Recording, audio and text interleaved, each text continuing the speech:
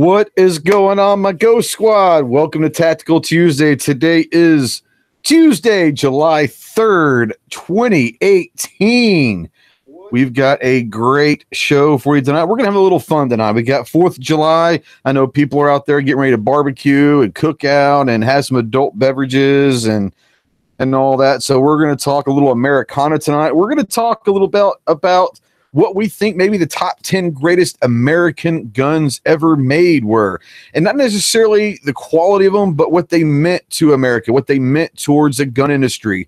So it's going to be an interesting conversation. We're also going to talk about, I don't know about you guys, I'm a big fan of the Purge movies. And tomorrow there is a new Purge movie coming out called The First Purge, which I'm excited about. So we're going to talk a little bit about the scenario of what if there was a purge, and we're going to explore the question of would you purge, and if so, what kind of strategy and all of that would you go into the purge? If you decided not to go purge and stay in the house, what kind of defenses and what would your strategy be for your home defense for you and your family in the purge? So we'll talk a little bit, having some fun with it. We're just going to have a good time and kind of kick off 4th of July, hopefully in the right way. We are live as always on YouTube and simulcasting as always on GunChannels.com. And I am sure by now that everyone is familiar with GunChannels.com. So I'm not going to really go into a whole lot except for it's a wonderful Second Amendment community, pro-gun community that we like to talk guns amongst other things. And if you have any questions or just like hanging out, there's a 24-hour live lobby chat always going on. Always people over there. Your favorite content creators and show hosts are hanging out over there. So come join us. The link's in the chat over there. So come check us out. We've got a really, really great panel right now. And let's kind of go through the room and say hello to everybody. From South Carolina, we've got the outlaw himself. You know, this guy's confused. He's been confused since birth. He's a Hatfield and he's a McCoy from the literal Hatfields and McCoys. So you have to understand that he's not the brightest cookie out there. He has to wear a helmet on the bus because he's grown up with both sides of the families. But welcome to the outlaw Hatfield. What's up, brother? Thank you for the introduction, Ghost. Thank you for the link. I am your hype man, bro. I would just like to say you're my favorite asshole. Well, I appreciate you. That means a lot because you have a lot of favorite assholes. But if I'm the favorite assholes, that puts me in like elite level status, you know? Yeah, the thing about it is you're so short you reach everybody else's asshole. So I don't even know where to go with that one. That's okay. There you go. Next on, we have from parts unknown. We know he lives in America. No, he is a Scottish man. And I have a little Scottish and Irish heritage in me. I don't know if I got the best of each or the worst of each. I'm not real sure. But the crazy Scotsman, what's up, my brother? Hey, thanks. Appreciate it, brother. Good to be here. Good to be on the panel with everyone else. Other than Alice, it is Alice, whatever. I mean, it can't be perfect, man. It is what it is. I guess we have to have, the huckleberry of whatever. But he's here. I'm here. I appreciate it. Hey, I'm glad to have you. And from Columbia, South Carolina, we've got Michael Woodland from MW Tactical. What's up, my man? Hey, not too much. Thank you for sending the link and having me on tonight. Oh, always, man. How's everything going with you? You got anything going on? Everything's going good. Only thing I got pushing is that 21 July Columbia event with Aiming for the Truth that Kevin Dixie's coming down here doing. So I was out doing that all day today. And finishing up this video that I should have out here in a couple hours. Awesome. I'm looking forward to seeing that. From Kansas, the home of Wyatt Earp, we've got the tactical cock himself. What's up, Gary? Hey, not a whole lot. Thanks for the invite. And Outlaw Hatfield, if this guy's your favorite asshole, I'm not doing my job properly, so I'm going to have to work on that. I think you should go full on just absolutely chew his ass live sometime. I'll have to do that. It's hard, but I'll do it. I think he likes talking to him like that, you know? Save the ass chewing for Matt. Remember, I've got his roast coming up, and all of you guys are going to be there. All right, all right. And from Texas, the tactical leprechaun himself, Clover Tech. What is going on? What's happening, everybody? Fixing to brave a thunderstorm here, apparently. Campbell links earlier, weren't you? Yeah, I got some. Yeah, just pulled them off a little while ago. Yeah, some of them Earl Campbell. What are they? Hot and cheddar, I think. What they're called? Like cheddar infused inside of them. Is that what that is? Oh yeah. Oh, that sounds good. That sounds really good. Oh yeah. Oh yeah. Yep. I like So to just in time. Looks like some storms are coming through. So yep, got them off just in time. sounds good. Well, guys, before we get cracking into the show, we're going to take our first public service announcement. So we'll let the little one talk for a second. Hey, Ghost Squad, this is Sky. At Ghost Tactical, we understand the rising tensions across America regarding guns and gun control. It is more important than ever to be vigilant about our Second Amendment rights. We encourage everyone to stay informed and contact your local, state, and federally elected officials to make sure they are hearing your voice. They represent you, and without your input, their votes may be vulnerable to outside influences.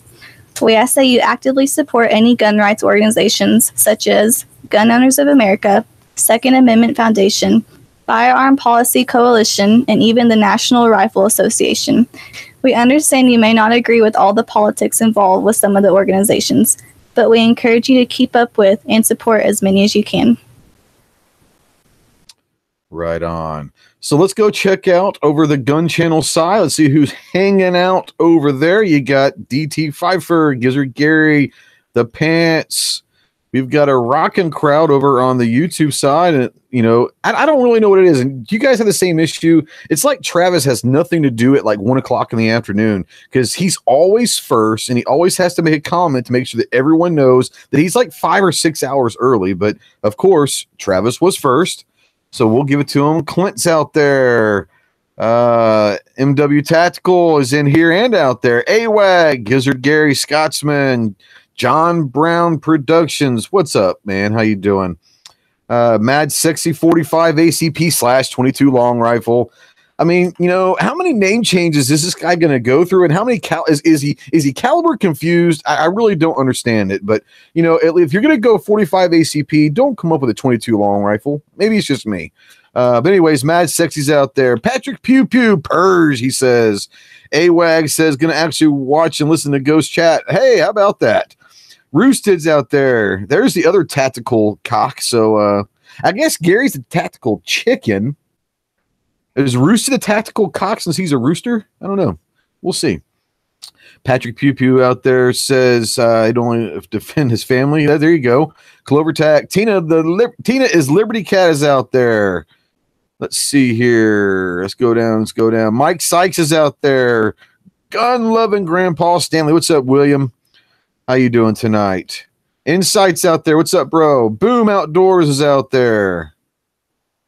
Let's see. Phoenix is out there. Ozzy, we got the metal hero out there, the gods out there. Ozzy. D-Temp is out there. Rob C. What's going on? So he's going to try to start a food chat, apparently. It doesn't take much in our chat to start a food chat. So, guys, Firearms 101's out there. What's up, brother? Guys, if you're out there, we can't see you until you say something to chat. So go ahead and say hello. If you're new to the channel or new to the chat, go ahead and say hello. Tag me in your questions. If you have a question that you definitely want read on air and I don't happen to catch it, go ahead and email it to live@ghosttactical.us. And we will most definitely check those out and answer as many questions as we can. I don't know if you guys noticed that we've talked about it. You know, I was monetized earlier, several months ago, and then the whole new monetization stuff came out, and so I finally reached it in March, which 1,000 subs again. So I was back, but as of last night, so it took a long time for them to remonetize me, and I got the super chat in there. And I know that we had discussed my 1,000 sub giveaway, what we would do the super chat. I'm not saying to give me super chats at all. If you would rather donate money, you can do PayPal or however. If you choose to do super chat, we have decided that we're going to give that money to a veterans organization. And so instead of doing it week by week, we're going to do it for a month. So for the month of July, we're going to be helping out. It's a great charity organization. It's called Homes for Our Troops. Okay. And Homes for Our Troops is it's a privately funded 501c nonprofit that builds and donates especially adapted custom homes nationwide for severely injured post 9/11 veterans to enable them to rebuild their lives. Most of these veterans have sustained injuries, including multiple limb amputations, partial or full paralysis, and or severe traumatic brain injury. These homes restore some of the freedom and independence our veterans sacrificed while defending our country and enable them to focus on their family, recovery, and rebuilding their lives. Since its inception in 2004, nearly 90 cents of every dollar has gone directly to program services for veterans. They build these homes where the veteran chooses to live and continues its relationship with the veterans after home delivery. There are a lot of programs out there that if you do some background information on, they give maybe 75, sometimes less. These guys are given 90% of the funds raised. They're doing minimal cost to run it and to organize it and to market it. So they're giving 90 cents on the dollar into the program. What I'm going to do, guys, is you can go to their website, get more information, and you can also, if you should choose to, donate there if you'd like to. And Clover and Mike, I appreciate you guys. Insight, you guys, like I said, you don't have to do this, but if you want to, know that this money will be going towards a veteran cause. So if you want to do that, great. If not, hey, nobody's hurt if you don't want to do super chats. But if you choose to, I want you guys to know that it is not going to me. It will be going to benefit a great veterans cause. So thank you so much. Let's see here. He just said, whoop, super chat is back. Mike says it's all about helping the cause, and Insight says he'll do that. So I appreciate you guys. Yeah, Rob, I'll jump in on that next week. I don't have the funds right now, but I'll jump in next week. You don't have to do that, man. You don't have to do that. Like I said, I just want everyone to know if anyone's out there that chooses to do super chat, that's on you guys. I appreciate that, but all of that will go towards a veterans charity. And I'm all about supporting veterans, brother. I will definitely jump in next week and send you some cash. Hey, don't worry about that. All about it, brother. All about it. Rob C sent $4.99 to me. That's great. Rob, if you have a question or something, you can make a statement in that super chat. So anyways, so what we're going to talk about real quick that we're going to start out with, I should say, is this having some done accounting work for nonprofits, 90% is awesome. Yeah, and that's kind of when I went to a website called Charity Navigator, and they do rankings, not just because they might like you, but they go financial, accountability, and transparency rating. This had a transparency rating of 100, which is the highest you can get. So they are extremely available to find out anything that you want to see where their money's going. They got a rating of 100%. From Charity Navigator on accountability and transparency, which for me is phenomenal. I don't know if, I don't know how many of them get that, but a lot of the other ones have not gotten anywhere near that. So I was happy to go with that. We're going to talk about doing some USO stuff, some Navy Marine Corps welfare stuff. If you have a charity out there, guys, and you want me to look at it, like I said, I'm going to start doing it in a month at a time. So the whole month of July, all super chats will go this month to Homes for Our Troops. If you guys have any ideas of some veteran-based charities, go ahead and email them to me live@ghosttactical.us, and we'll definitely take a look at those. And it doesn't have to be a Marine Corps thing. It could be anyone. Anything that is veteran-related, we will love to send some money and help them out. So, like I said, thank you guys again. And let's kind of get talking into a fun little one. 4th of July is tomorrow, so I wanted to kind of start out with doing a top 10 list. And what I've done is I found a couple websites, and I kind of compiled basically what their thoughts were on the top 10 American guns of all time. And it may not be because they're the greatest design. It may not be because they sold the most. We're going to talk a little bit about that, but we're also going to talk about the impact that some of these guns had on America. Midnight Range, I appreciate you, brother. He said, for your brother's Ghost, Phoenix still sucks. So, yeah. And the funny thing is, I did get Yankee to say it. I did a super chat one time, a long time ago for him. I wanted to hear him say it. because he will read whatever's on that super chat. And I said, my name is Yankee and I hate revolvers. And so he said it, and I kind of went and clipped in that, and so I thought that was funny. So I'll be like Ron Burgundy, whatever's on that super chat, I will say. So if you want something crazy, go for it. Now, anyways, we're going to talk about the top 10 American guns. And what I thought about doing is I've kind of put together from several different lists and my own thoughts a top 10, and not necessarily in an order, but I kind of put them in an order because maybe on the impact type thing, maybe not on sales and all that, but by impact. Hey, Gary, I appreciate you, bro. So let's.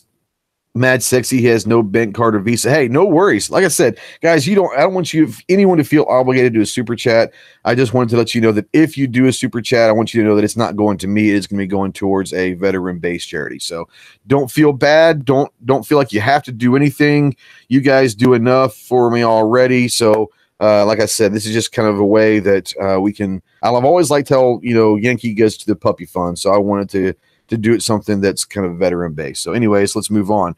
So let's kind of talk about what you guys, we'll kind of go through the room real quick and tell me what, you don't have to give me your top 10, but just kind of give me 2 or 3 or 4 guns that you think are Americana. When you think American guns, what are they and maybe the impact they have? Let's start with Ellis. Kind of give me your top, let's say 3 of what you think are the best American guns of all time are.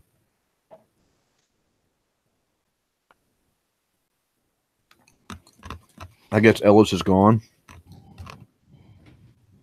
All right, we'll start with Scotsman then. Screw Ellis, asshole. Oh, crap. I had my mic muted. I was talking. I was muted. So, yeah, sure. Where's the damn buzzer? We need the buzzer. All right, let me get the buzzer. Yeah, here you go, Ellis.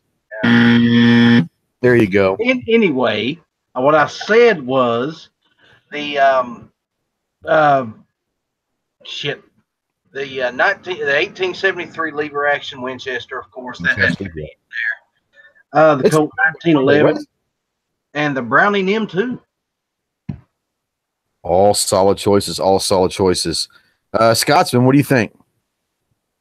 I'm gonna go with the Browning High Power, the 1911, and the M1 Garand. M1 Garand, not a bad one. Still highly sought after. Now, do I offend you by asking you the greatest American guns? I mean, does that offend you in any way? Absolutely not. It's very hard to offend me. I will tell you this. The only way you're really going to piss me off is 2 things. There's 2 things that really piss me off. Number one is immigration. Illegal fucking immigrants piss me off. And the second one is if you say something about my mother. Other than that, good luck. You ain't going to piss me off. I think the mother one kind of goes for everybody, doesn't it? If I would say that's probably a rule that you talk about with everybody. So, the ground rules are laid down. So we all know, outside of immigration and mom, you got to do what you got to do with Scotsman. Mike, what do you think about the top 3 kind of most Americana guns are? I have to go with the M1 Garand. Actually, I'll say the AR-15 and the 50 cal. I'll go with that. Ooh, can't go wrong with the 50 cal. Oh man, I love the 50 cal. Woo, love that gun. All right, Gary, let's see what you have to say from Kansas point of view. Well, we're going to start with the 1911, and then we're going to go with the M1 Garand, and I'm going to throw in the Colt Single Action Army also. Are you going to go Army or Army/Navy or just the Army model? Just the Army model. Okay. All right. Clover, what you say? Well, I agree with Gary to an extent, but I'm going to go Colt Walker. That's kind of where it started with the appeal to law enforcement. And then since the high power rule was mentioned, that's not an American-made gun, but it says that in American history. So I'm saying Glock 17, obviously, because of the book I'm deep into now. Changed a lot of things. Winchester repeating rifle, obviously. And one I'm surprised has not been mentioned because it's the topic of controversy for the last how many years now? The Armorline AR-15. Yeah. Let's kind of look at the chat real quick. 11. Let's see here. Local Clay out there says Glock is the #1 best American gun. Roll call says CZ. Good Lord.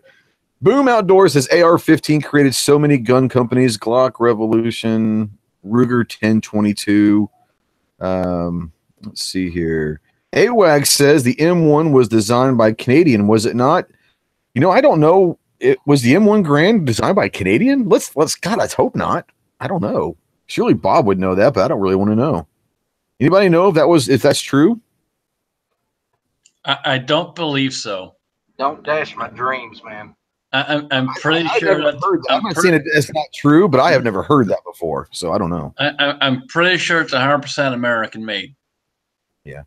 Well, I think he's saying it was designed by a Canadian. I don't think he was saying it was ever produced in Canada, but maybe a designed by a Canadian. Maybe there might have been. That's a possibility. Could be. I've never heard it before. I'd have to check my book. Well, now, Eugene Stoner was a Canadian, wasn't he? Eugene Stoner was a Canadian, wasn't he? I don't know. Was he? John Garand was born in Canada. He was. Yeah. There you have it. I did not know that. I feel like the old Johnny Carson guy. What was his name? I did not know that. Ed McMahon. Ed McMahon. There you go. Let's see here. D-Tim says a 1903 Springfield. That's classic. Mike Sykes says the Browning Auto 5. Roll call says bar. I don't know if you're saying bar or you're going to the bar. I don't know. Maybe he's already at the bar. And that might be the reason why he's just kind of having a little conniption out there. Let's see here. Big Racer says 1911 is the best. Phoenix says a Winchester 1873. I'm pretty sure that might show up on the list. Someone said out there that the I think Roll Call said the Scottish didn't invent anything except golf. But thank God they did, because I wouldn't have a job otherwise. At least not the job that I have currently. AWAG says Chris Vector. Peacemaker says Midnight. Peacemaker, 1911 and AR-15. Peacemaker is a good choice. 1911, 1873. He's getting some love out there, which it should. Let's see here. Looking through here. Golf and Scotch. There you go. I really like to have a Remington Model 8 and 35 Remington. What's up, Pacini? How you doing?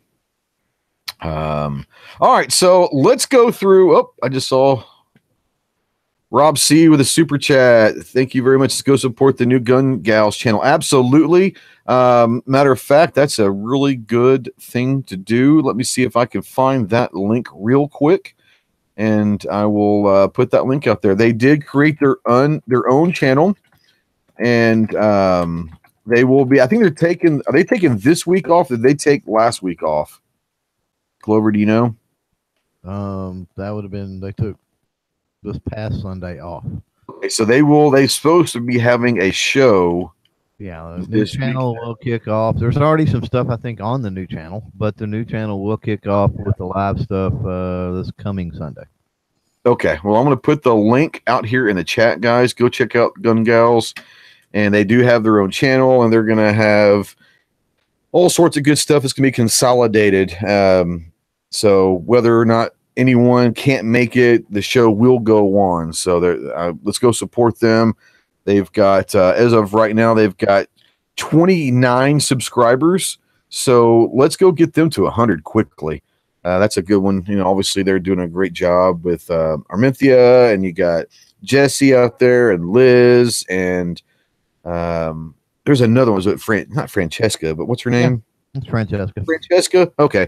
So they're all going to be having some guests in and all that. So yeah, go support the Gun Gals. They're doing a great job, and that's a demographic that we really need to bring into the firearms world. And if they can help bring more women in, then fantastic. Because you know what that means more than anything else, that if you're gone, the wife is going to be able to protect the house. And two, if the wife is happy, the men are happy. And if they want to go shoot, then that just means we get to go shoot more also. So we always want to bring in more women to the gun community. We don't want them to be victims out there, especially the young single ones or the single moms.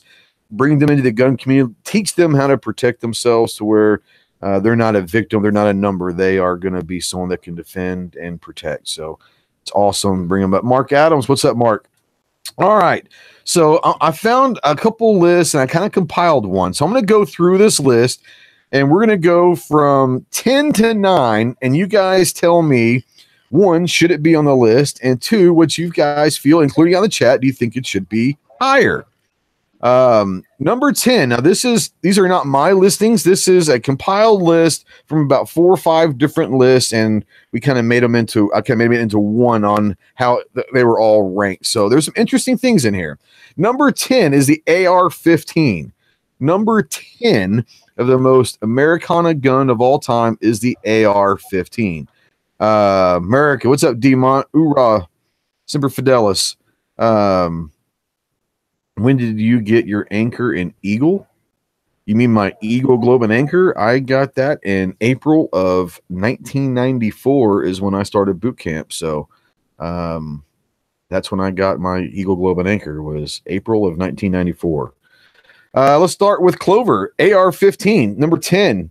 Surprised? Any, it should be higher? What do you think? With some of the more iconic stuff, I'm okay with it. Right now, at this point in history, I'm okay with it being at 10. I think it will in the future warrant a higher slot. But for now, yeah, I'm okay with 10. Okay. All right. They say AR-15 should be higher. I kind of tend to agree with maybe it should be a little bit higher, but I don't think it should be much more than maybe 8 right now, because there's some really cool stuff coming up. I'm going to go to number 9. We'll go to Gary with this one. Number 9.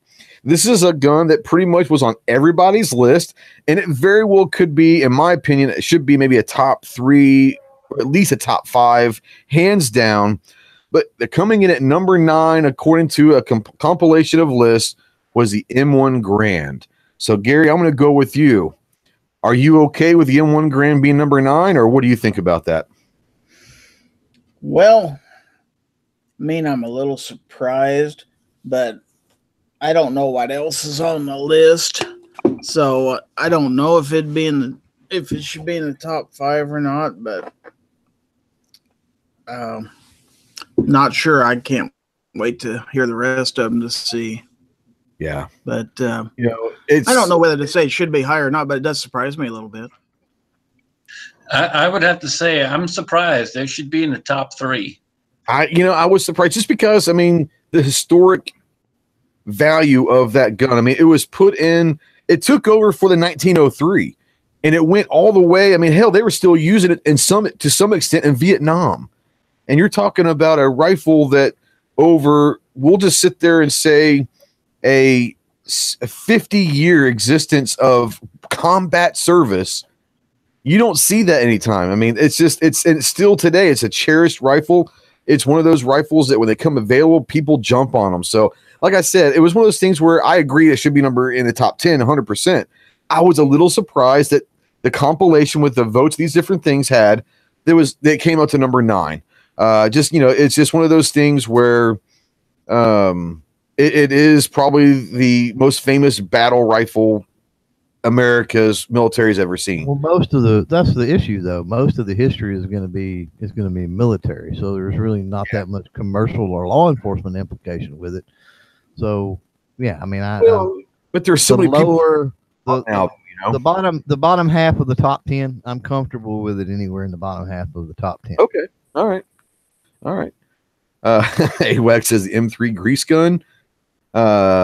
Let's see here. Insight says the Gatling gun. AWAG says Remington 700.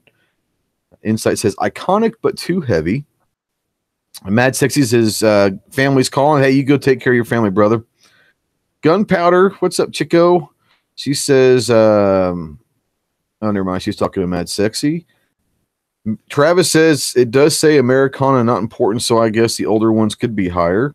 He also says it does. Okay, he just posted that 3 times. I guess he really wanted that comment really read out loud. So I'm not going to read it 3 times. D Mont says M1 should be top 5 of the battle proven. and the grease gun. Civilians voted they don't want their legacy. Okay. They don't know their legacy. I got you. Yeah. All right. So number 8. The Browning M2. The Browning M2 machine gun. I'm going to start with Mike, but anyone can kind of in there. Do you agree that the Browning M2 is a top 10 Americana gun of all time? If so, are you happy with it number 8, or what do you think about this? I think number 8 is pretty sufficient. But it's just like Clove said, it has military history behind it. But at the same time, I think it's ideal where it's at right now. Considering I don't know what else is on the list, but right. But I'm still wishing or thinking that the AR-15 and the M1 Garand should be at least in the top 5. Yeah, and it's one of those things where the cool thing about these arguments is they can go on forever, and everyone's going to hold special guns closer to their heart than others. And so, like I said, we're talking the top 10 of all time. So if we're happy with these guns making the top 10, that in itself, I mean, there's been some phenomenal guns made in America over the last couple hundred years. So anything that makes it is obviously. Oh, okay. Phoenix says nothing says get off my lawn like the M1. That is true. The Medusa out there is if you're a 50 cal guy, like me and Mike were talking earlier. If you're a 50 cal guy, the M2 is pretty awesome. So I agree. Kind of. I think it's a top 10. I'm happy with the lower half of the top 10, though. I think that it's probably at 8, 9, or 10. I think there's some guns. I would probably put the M1 Garand and the AR-15, my personal poll. I would put the AR-15 and the Garand in front of the M2, but it is what it is. Will anybody else have any comments on the M2? I don't feel like the M2. I mean, I don't know. It's iconic. I get it, but I mean, as far as significance and American history at large, I don't even see it in the top 10. I mean, it's a niche at very best. I mean, as you talk about the commercial and law enforcement application, I mean, there's zero to that. At least there's a little bit. Yeah, if you're talking commercial, you're right. With CMP and some other things with the Garand, at least there's some, of that history there. With the Medusa, there's virtually none. So. I would say, my personal opinion, the Medusa's impact was heavily seen, and is still heavily seen today in the military aspect. It brought an air-cooled machine gun that can reach out and touch you at 2,000 yards. It brought a whole new thing to small arms combat to the military. It can be mounted on pretty much anything that you could fabricate a mount for it. So as far as the implications, I think you're right. It is definitely much more for the military side of things, but from the military side of things, it's a game changer. It was absolutely a game changer. Yeah, you're right. The commercial appeal to it's minimal, zero probably. I would even say it's very, very minimal in the law enforcement. You're probably right about that. So. Andrew out there, he's predicted number 1 as the Franklin Reformation, by the way. I mean, why wouldn't it be? I mean, it's up there. It's up there with. I mean, it could be. It could be number 1. Could be number 2. I'm just saying. Shot Show would not have been nearly as entertaining. I can definitely tell you that. That's for sure. Let's see here. Can we get 11 more people to click on those? Oh, yeah. Appreciate you, Mike. All right. So number 7, which is, to me, this is an iconic gun. This is one of those where if I had to just write down real quick my top 5 of most iconic, this is probably a top 5 iconic gun, and it's the Thompson submachine and a Tommy gun. How could you not go and love a Thompson? Those Tommy guns, for right or wrong, they became the face of gangsters back in Prohibition times, the 20s and 30s. Whether or not that was real or not, we'll never know, but it seemed to be all the gangster movies growing up we watched, Al Capone, all those guys, they all had Tommy guns. So we'll start with Scotsman, and what do you think about the Thompson submachine gun on the list? where do you think it should stand? I agree with it being on the list, but I think it should probably been 9 or 10. I definitely think the M1 Garand deserved to be higher up on the list. Yeah, there you go. Yeah, it's definitely an iconic piece, but just like you said, when it comes to the movies kind of portrayed it as something it was not. Right. But then look at the Thompson, and unlike the Garand, the Thompson was a military rifle that had significant impact on history, like you talk about with the gangsters and stuff like that, and subsequently led to what? Gun control, right? NFA. That was one of the big things of the 34 NFA. Yeah. It was one of those that, like I said, I think it had obviously, excuse me, it obviously had a military side of it as well. But like I said, I don't know if it was real or not, because none of us were around to know. But throughout TV and movie history, it was portrayed as the gangster gun. You know, you always hear about the Tommy gun, and you know, I think it was out there. Who was it out there? D-Temp says, "You'll never take me alive, copper." You know, it's one of those that it's definitely an iconic gun. You know, and it's so hard, like I said, to sit there and say it's a top 5 or not. I think if you just talk about iconic guns, like you see a picture of a Thompson, you know immediately what it is. You know, some people that may not be great into firearms or new to firearms, they see a picture of M1 Garand, they may not know that that's an M1 Garand, but most people will know. When they see a Tommy gun, hey, that's a Tommy gun. They might call it a Tommy gun instead of a Thompson, but they know that gun. So I think it's an iconic gun for sure. It says, "Take that, you filthy animal." Well, there was the infamous Valentine's Day Massacre. That is true, Scott. That is one of those that will be around forever. Anybody else have anything on the Thompson? Well, you know, the Tommy gun, it has its pros and cons because it was on both sides. Both on the FBI side and then both on the gangster side, as you stated. So that's hit or miss, regardless of what side of how you looked at it and how you view it. Yeah.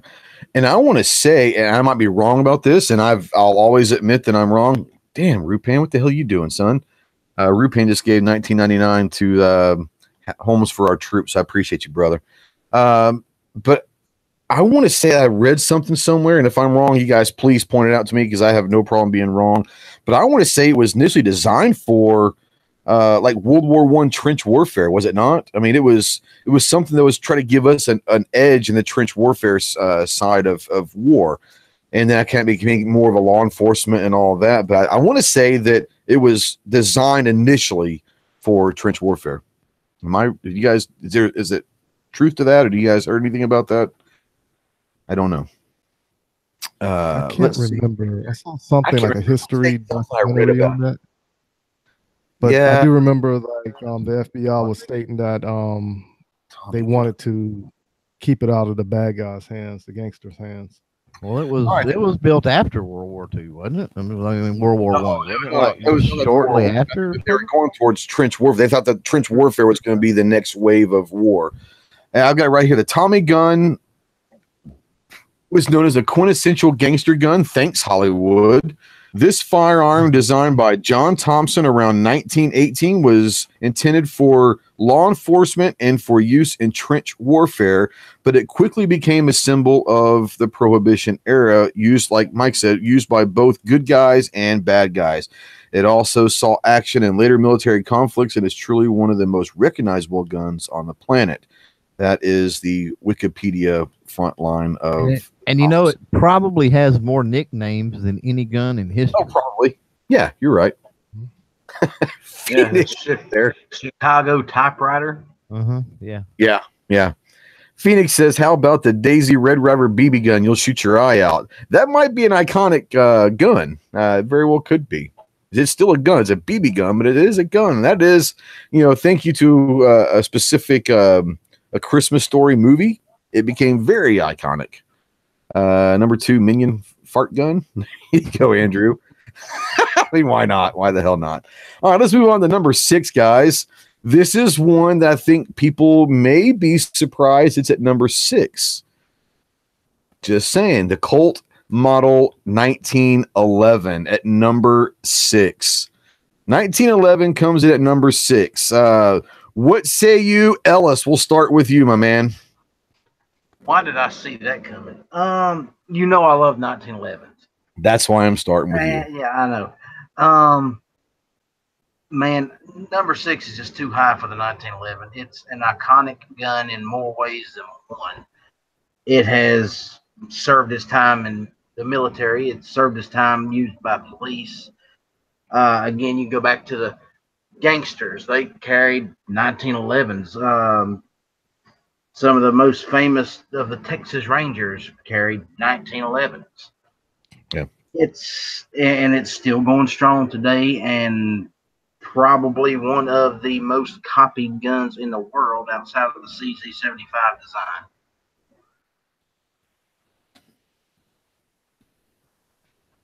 I'm typing real quick. I can't do two things at once. I eat crayons for dinner. So, yeah, I mean, like you said, whether you want to call it iconic or the most replicated or the most copied or the most, probably the most, at least for most of the parts, I would say the most customizable handgun probably ever. I am kind of relatively surprised it was at number 6. But all right, what do you guys think? 1911 is an iconic firearm. I think it's a top 3. But what do you guys say? Anybody else have any comments? I'm not a big 1911 guy. I'm not a big 1911 guy. I mean, I respect it for what it is, but definitely without a doubt in the top 5, regardless of whose list it is. I think it should be top 5. So it's definitely a couple spots low. Think about this. Think about, over 100-year-old design, still new firearms being produced today on that design. I mean, that's pretty impressive. There is definitely that speaks to commercial historical significance as well as law enforcement, as well as criminal element, as well as military. So, definite top 5 without a doubt. Einstein and I would have to agree. It's definitely in the top 5 just because it's one of the most iconic pieces out there. And again, just like Clover and some other people said, it's one of the most copied also. Rock Island Armory, for example, they make a quality 1911 at a reasonable price. And there's so many of them out there. Definitely deserves to be higher on the list. I do not agree with it being in that spot whatsoever. Yeah, and I'm not a 1911 guy either. And Ellis knows that. But you're talking about, once again, you're talking about one of those guns that you see and you know what it is. Whether you're a 1911 fan or not, you know what a 1911 looks like. And like you said, why? Because it's been copied by everybody. I mean, I would say that 90%, I'm not going to say all, because I would say 90 to 95% of gun manufacturers in the world at one point or another has either had one or at least designed one, trying to get one in there of a replica 1911. I mean, it's just one of those, it is what it is. We try to wait on Warsaw there, but we had the show must go on. He just got back from Hank's chat. So I hope everything went well with that. Welcome. Yeah, I'm going to say Scott and Einstein out there talking about the BAR and talking about it was favorite of Bonnie and Clyde. They used to chop off the barrels and make them into short-barreled rifles. Einstein says Thompson the BAR made the police realize their 38 special wasn't cutting it. You think?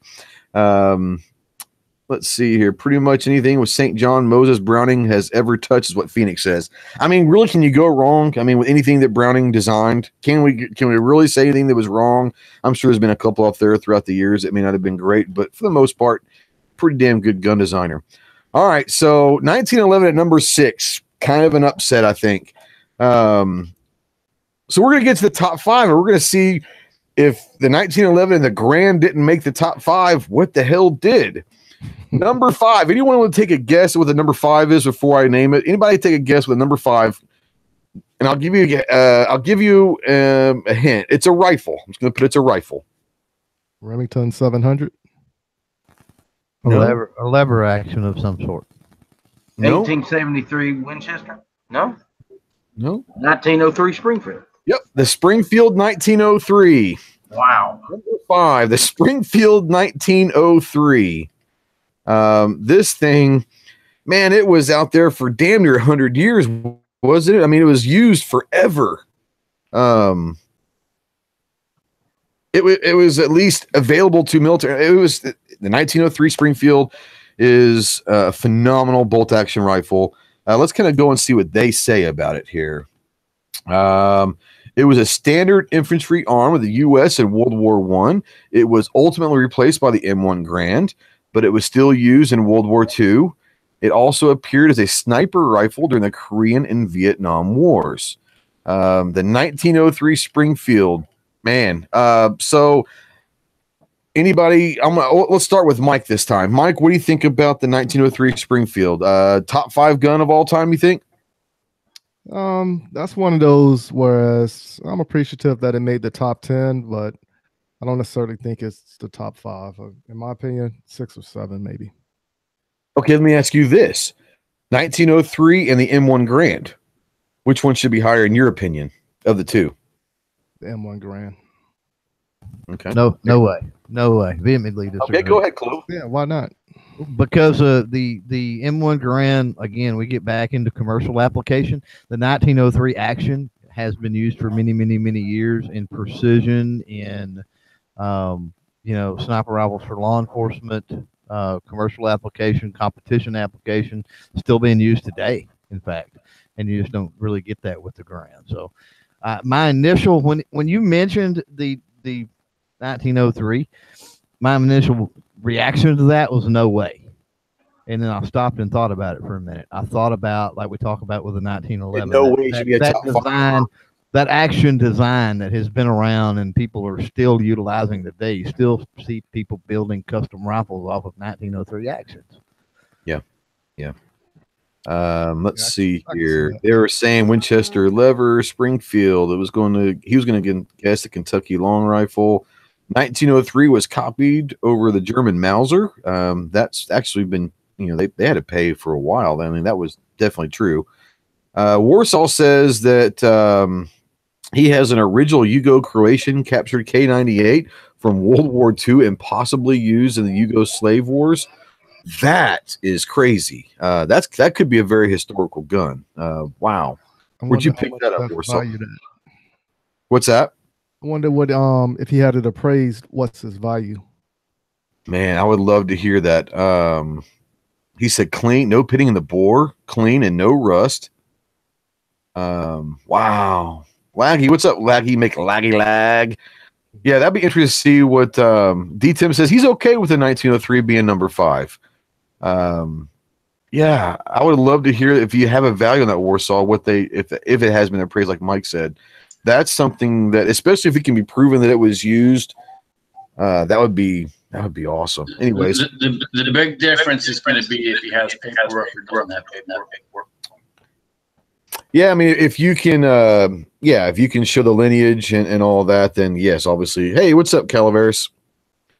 He said he picked it up from JG Sales in 2015 for only $300. Yeah. Even if you don't have paperwork, that's a hell of a deal. Somebody didn't know what they had on them. That's exactly. No one knew what they had. Yeah, he could flip that easy for $1,000 without even thinking about easily. Without paperwork, just as it is. Let's see here. Yeah, they're saying you got to steal, no doubt. D-Tim says, "Are you going to sporterize it?" God, please don't do that. Please don't. Please don't.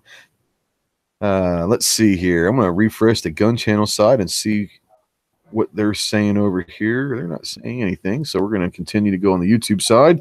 All right, so number 5 was a Springfield 1903. Number 4. What do you guys think? Number 4.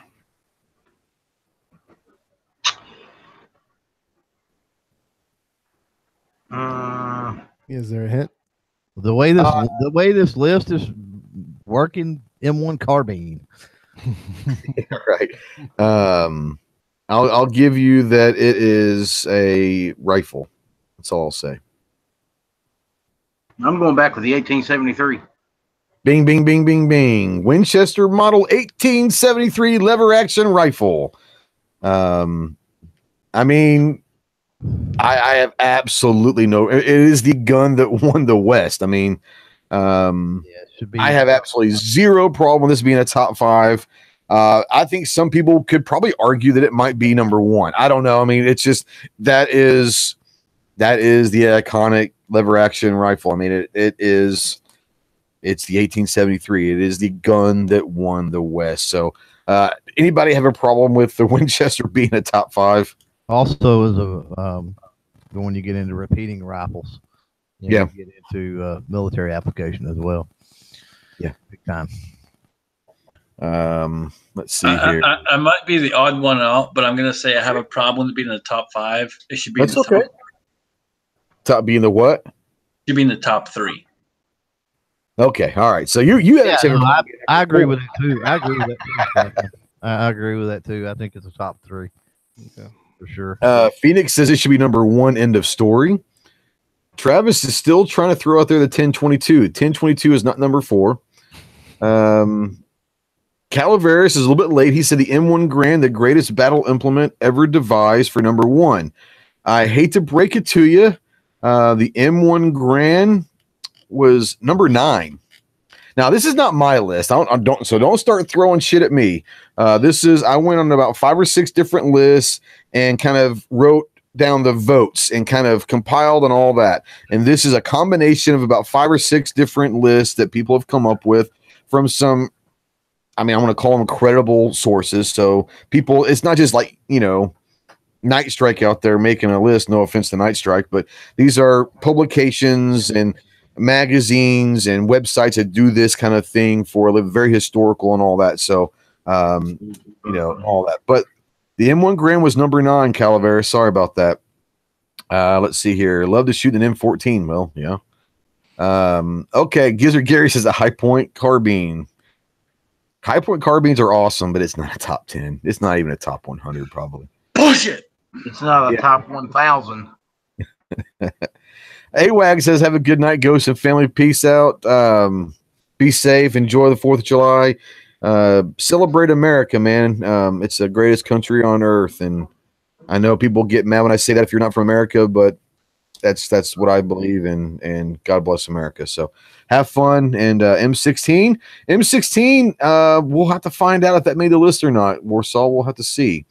Any more comments on the 1873? I think it's pretty self-explanatory. Number 3. Now, this is going to be interesting because they were very specific with this. And I think this actually could spark up a conversation. Number 3 is a handgun. So what do you guys think? Revolver? It is a revolver. It is a revolver. Oh, I'm gonna go model 19 or model 29. Okay. Anybody else have a guess real quick? The revolver. Thinking something from probably the earlier military, like horseback time frame. You're kind of getting closer. I'm gonna go ahead and say the number 3 American gun ever, according to the compilation list, comes out to the Colt Model 1851 Navy revolver. I disagree. I knew that you would, but I'm not. It changed the game. It was the first probably commercially successful handgun. Yeah, it had far more. The Navy had far more commercial implications on history than the other ones. They were more law enforcement military model. Yeah, D-Tip said the Peacemaker. If you just went single action revolver, then that's probably could be one of the most iconic ever. But it wasn't when I talked about the Peacemaker, and Warsaw says a Colt. Well, congratulations. Well done, sir. A Colt. They're saying Colt Army, Walker Colt, the registered Magnum. But yeah, I thought it was interesting that at first when I saw the Navy, because to me, the Army, to me, always kind of was, in my eyes, a more iconic or more famous gun But if you start taking the implications of that handgun, it was a game changer. It's like we said, it's probably the most successful commercial handgun of all time because it is what people went with and said, that's the new one. That's it right there. That's what we got to go do. It was the 1911 of its time. Would you say that, as far as the implications of being copied and the technology, if you want to call it that, of its time? We're talking 1851. The technology was not very good back then, and this thing changed the game. Yeah, it was copied a lot. I'd have to agree with that. Even though I don't agree it should be in the top 5, I have to agree with your comment. 3. It's ahead of the Springfield and the Winchester. It's number 3. I don't get that. I have no problem being on the list. But it's ahead of the Winchester and the Springfield and the Grand. I don't know. That's just me. I'm not necessarily feeling a top 3 American gun of all time. Where is this list at? Well, basically, I went on. I kind of did a Google search of top 10 American guns, and I found like 4 or 5, or I think it was maybe 5 or 6 different websites that had their top 10s. And so I kind of went on a spreadsheet and took everyone's top 10s. And then, you got 10 points for a number 1 seed down to 1 point for a 10 seed. And I took all of them across the board, compiled those numbers. And this is kind of the average of what the 5 or 6 that I went through. Like I said, I try to go to kind of sources that were, ammo, guns and ammo, different publications that actually probably have a writer that actually does research and cares about it. But it was everyone in this list was ranked, and I took those total scores for each gun, and that was the top 10. So it's not necessarily one person or one publication's rankings. It was a combination of multiple rankings. I think they actually used historical value and technology application and merged the two, and that's probably why it's so high on the list. And like I said, I have no problem with being on the top 10, me personally. Me personally, I don't think it's more iconic than the 1873 or the Springfield. That's just me. I'm not a revolver guy either, so maybe that's some of my bias also. Clover or Scotsman or Gary, you haven't heard from you, Gary. Gary, what do you think about number 3 being the Navy? Well, I wondered when I threw out the single action Army and you asked me Army or Navy, I knew something was up right there. So I'm not as familiar with this one, so I'll have to check it out. I'm not sure what to think. I'm okay with it because the Navy, again, we get back into commercial prominence, and one of those factors has to do with the size. So it was a little more concealable, I guess, that sort of thing, a little lighter. I would say that it's probably more important to be lighter, but back then they didn't give a shit about concealment. Well, it depends on if you could carry them into town or not. That's true. That's true. So don't think because we're talking about the 1800s that it was just free for all, no gun control at all, because that's just not the truth. Basically, what I was trying to tell you, Ghost, is it depended whether or not you were actually Irish or not Irish. And if you were Irish, obviously you were small enough where you had to conceal it because you couldn't carry it openly because you're so damn small as an Irish. Well, we carried the shopkeeper models. We carried the shopkeeper models. So there you go. There you go. Shopkeeper was a badass gun. Clay out there says that all 38s are based on the Navy Colt. Like I said, I'm not disagreeing that the Colt didn't have huge ramifications upon the gun industry. I find it personally hard to believe that it's ahead of the 1873 or the Springfield. That's just me. I would probably say that the 1873 and the Springfield probably are in the top 3 for me. And we're gonna go through here in a minute and talk about maybe our top 10s here in a little bit. But let's continue on to the number 2 of all time. This one is going to bring up some discussion here. The number 2, it is a rifle. I would be willing to bet that no one's going to guess this. So go ahead and throw some out there and see what you think. Do we get a time frame?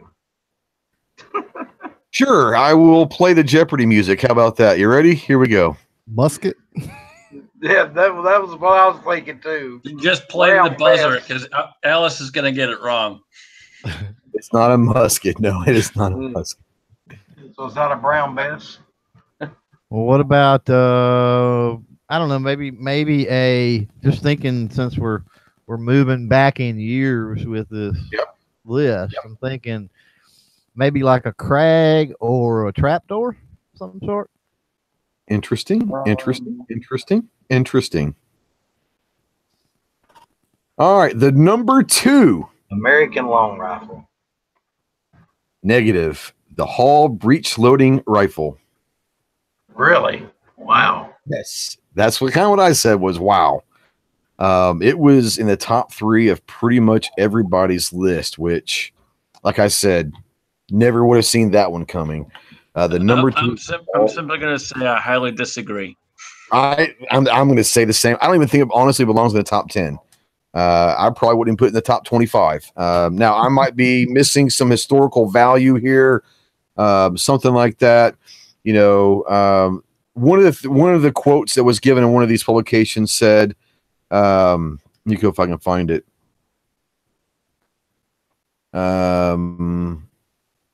History often remembers Eli Whitney's role in the popularization of interchangeable parts in America, but it was John Hall who truly made it so. In 1816, he not only pitched the concept of successful interchangeability to the U.S. government, but he also got the breech loading used long ahead of its time.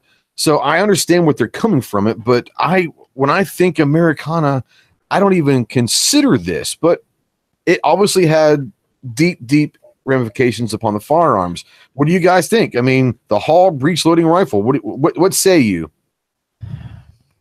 You know, it makes sense in a way. And if you look at it this way, and you talk about the Harper's Ferry model instead of saying the Hall, then more people may go, "Oh, I know what you're talking about now." Right. Not as far as innovation, and I think Mike brought this up earlier, and they must have been looking at some of that too. They must have been looking at maybe production numbers, military use, and innovation. Right. Three of their key factors or something there. And I think for innovation at the time, I mean that was basically the predecessor to a trapdoor or something like that. So. Yep. Well, like I said, there's obviously historical implications of this and all that. And I'm not saying that it doesn't deserve to be on someone's list. I would not put it on mine as far as iconic American guns. And I sure as hell probably wouldn't have it number 2. It would not have natively come up in my mind to get on the top 10. I don't think. But then now that this brought up, I'm thinking, well, you know, if we all devoted hours to actually researching these and looking into them, then I can see where it's a possibility it could get fairly high on the list. Yep. Now, Mike had a comment out there. Would you say in the chat? It put food on the table, so there you go. That's a whole different side. Is that changed the game probably for hunting for a lot of people? So if you take that side of it, which a lot of us probably aren't, you know, if you think about how life was in the 1820s and 1830s, you know, you were talking pre-Civil War stuff. I mean, that guarantee there are people out there hunting buffalo with that thing or something. You know, I mean, it probably did make life easier for people that survived off the land. So, I mean, you know, like I said, I probably wouldn't put it on there, but there's obviously historical, you know, things supporting this. It wouldn't have been on everybody's top 5, which surprised the hell out of me, had it not had historical ramifications of its design. So, so go figure. The number 1, let's move on to number 1. I think that this is definitely a top 10. I do think it changed history. It shaped who we are, but I don't know about number 1. What do you guys think it could be? Well, we keep going further and further back. So I'm figuring we're somewhere around the Revolution now. Is it a pistol or is it a long gun? It's a rifle. I'll say it's a rifle. Kentucky long rifle. There you go. Well, we'll call it the American long rifle. There were people calling the Kentucky. You have the Pennsylvania. We'll just call it the long rifle. Yeah, a rifled black powder, basically. A rifled black. Yeah, there you go. We'll call the American long rifle. I call it the Kentucky long rifle. I think that's probably, if you're in the South, it's kind of what you call it. Maybe if you're up north, you call it the Pennsylvania or whatever. You're talking about a gun that I have no problem being on the list. Like I said, it did change. It changed shit. I don't know if it's number one. Well, think about it. Warfare prior to Revolutionary War in that age, everybody lined up, right? And they loaded and they moved up and they fired, and that's how war was fought. Down, so the people done that. That way because you were shooting these smoothbores, and they were, you were lucky if you could hit a barn door at 20 yards, right? So that's how come it was fought. And then these rifled barrels come along, and then that was your first real snipers, right? You were accurate. You could actually pick people out in the crowd with them. Yeah. Cal says they're called Blue Ridge Rifles, Pennsylvania. Yeah, I mean, they've got different names. I've kind of known, and for me growing up, maybe the South, it was always Kentucky long rifle.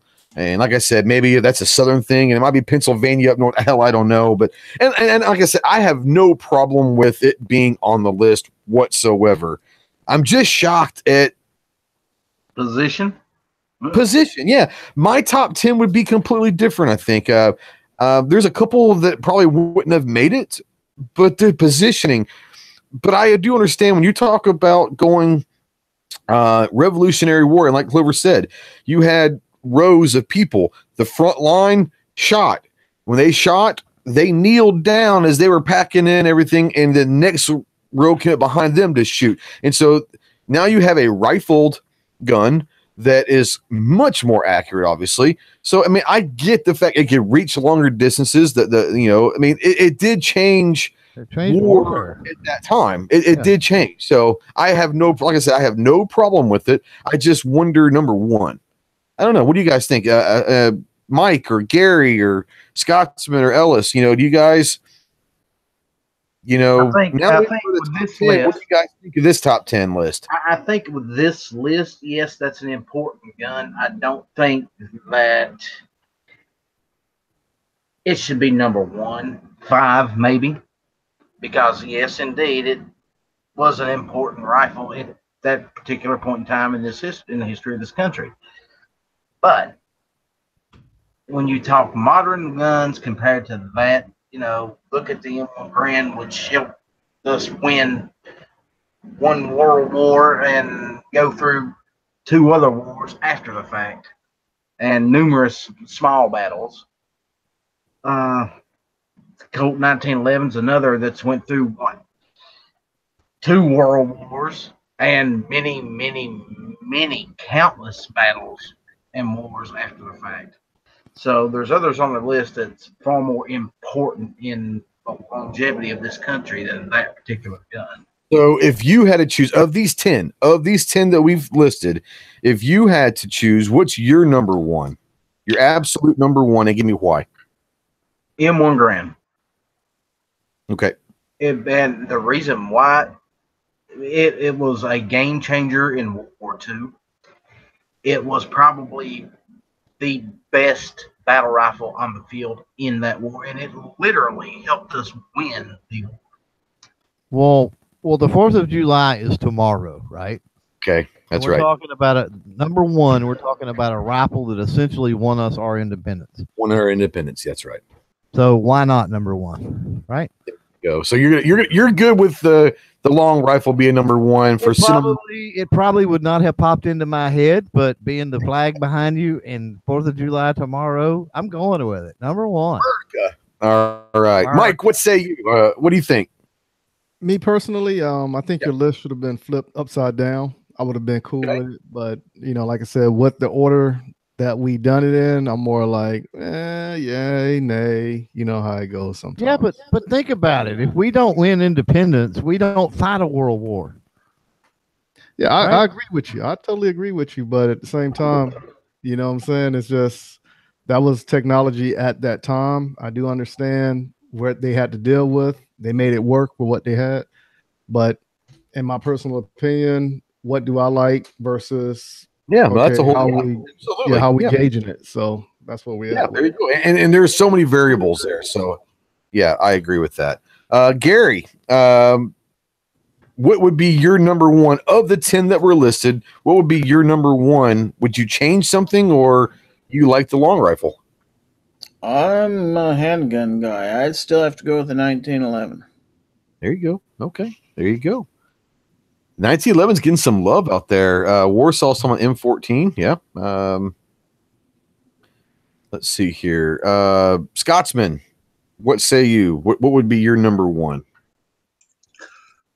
I agree with Clover to some degree. It's an iconic rifle, but when it comes down to it, I end up having to agree with Ellis when it really comes down to it. The M1 Garand should be number one. The M1 Garand is probably the most iconic rifle in history, period. Yeah, I would, there's I kind of see where Mike's coming from, because it holds sentimental place to me. An AR, and I'll say an AR platform, and I'll even throw a slash M16. Okay, holds a special place in my heart. I think it is one of the greatest, maybe the greatest overall rifle systems ever developed. For ease of use, for learning, for multiple applications. I think the AR platform is phenomenal. Love it. But I think I would have to go with M1. I really do. I get what Clover and them are saying about the long rifle. Without that, we're not fighting World War II. And I probably after your discussion, I probably would put the long rifle in my top 3, which it might not even make my top 10 initially. I probably would put it in the top 3 because you're right. It did make us who we are. But I would say the Garand would probably, for me, would have to go there, because that's when I think of, and it's just me, when I think of America and war, my first thought, yes, we've been in some bloody and some gruesome, but we've also been in some great wars that have defined who we are. But my first thought is not revolutionary or civil. It goes to World War II. I remember growing up and watching all the World War II movies with my grandpa and all that. And the M1 Garand is World War II for me. So I'll probably sentimentally put M1 Garand at number 1. But I agree with you guys. Now, the long rifle does belong in the top 3. One thing you touched on that we didn't really bring out was each rifle, when you look at it from a war standpoint, how tactics changed with the use of that rifle. Sure. Yeah. Well, you just look at the smoothbore, muskets that we started the Revolutionary with, and then you come along with a long rifle. Here's a question, and I'll ask Clover this. What do you think? If the long rifle hadn't come in through the Revolutionary War, do we still win the Revolutionary War with just smoothbore muskets? I don't know. I don't know the answer to that. For different reasons, I think so. Yeah. I think so. We would have won the Revolutionary War regardless. But like I said, there's but I think you're right. You look at the history, you go from the long rifle to you look all the way through. You're talking up to the Winchester, to the 1903, to the Garand. You're right. Technology. It's amazing that there are people out there to this very day. There's someone right now is sitting in an office or in his home or her home designing the next weapon that could change the world. And we don't know what that's going to be. And I guarantee you, no one thought of the Winchester or the Garand or the 1903 10 years prior to that coming out. So someone out there is designing something that could change the world. Think about this too. Think about something. Think about up until you had rifled barrels. Okay, there's not really. This is not on the whole number one. No. No. This, all yeah, rifle sure, man, sure. whatever. But talking about battlefield tactics or warfare itself, you talk about all the changes that's happened right over the last 100 years, couple of 100 years. Look at the lack of changes really that has happened prior to that. It was all battlefield formation, standing in lines, marching in lines, whether it was with swords or bows or spears or rifles or whatever, rifles, muskets, Fixed whatever. bayonets. Blunderbuss, whatever. There was that, and then it deviated, and then you had, to where you got the more of the sniper and the guerrilla element involved, and then you get into the trench warfare, and then you get, then we get into the aerial warfare even, and all of that good stuff, which is you start talking aerial warfare, naval warfare, crazy. It's crazy. And innovations in warfare just over the last couple hundred of years is insane. Well, if you look at it, and let's be honest, if you look at firearms in general, over the history of, we'll just call it this, American history in firearms, how many? 90, 95, maybe 98% of the firearms designed either had a military or a law enforcement application that was initially designed for. Very few gun, especially maybe the last 20 years, there were some other ones that started doing that. But let's say up to the Vietnam War, from the Revolutionary War to the Vietnam War, most of the innovations in firearms was for a military or law enforcement application.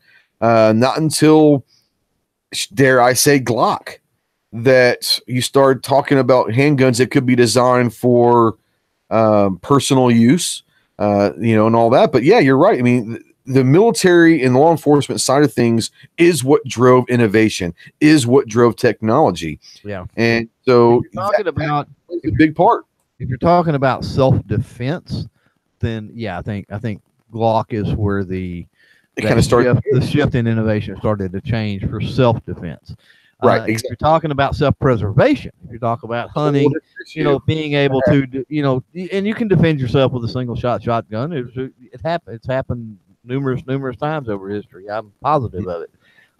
You're talking 1900s, the turn of the century there.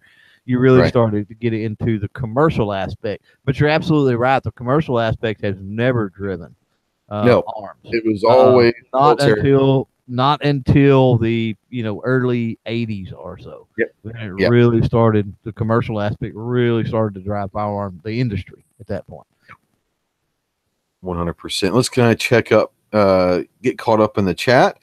We're talking about the M14. The M14, I mean, it's an M1.